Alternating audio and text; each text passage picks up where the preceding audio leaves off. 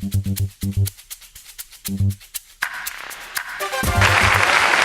ara Francesc Roig, escriptor i director de Càritas Diocesana de Tarragona.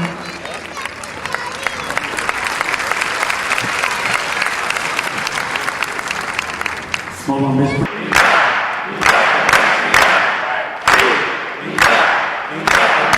Que estem en el tram final per arribar al somni de tanta gent, veure el nostre país lliure.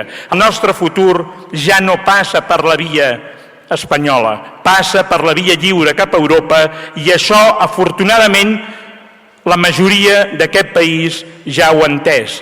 I per això ara toca fer l'últim tram del trajecte. És l'hora d'afrontar els insults amb arguments, l'hora d'afrontar la por amb somriures, l'hora d'afrontar les amenaces amb dignitat democràtica. És l'hora d'afrontar la crispació i les declaracions apocalíptiques amb tranquil·litat i seguretat. És l'hora d'afrontar el maltractament fiscal amb un nou país amb més justícia social. Per primer cop a la meva vida podem fer un canvi social i polític molt profund.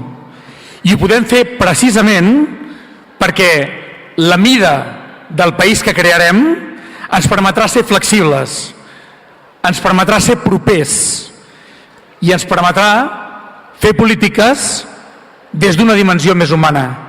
I aquesta els dedico als federalistes de bon cor. Només pot haver una unió lliure de pobles si els pobles són lliures. Per això volem ser lliures, per ser els més internacionalistes del món, els més solidaris del món, els més cooperants del món, i ho farem de tu a tu. Per això volem ser lliures.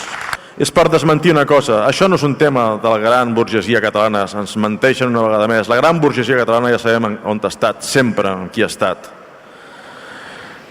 Nosaltres com a sindicalistes creiem que no hi ha drets socials sense drets nacionals, però tampoc hi ha drets nacionals sense drets socials.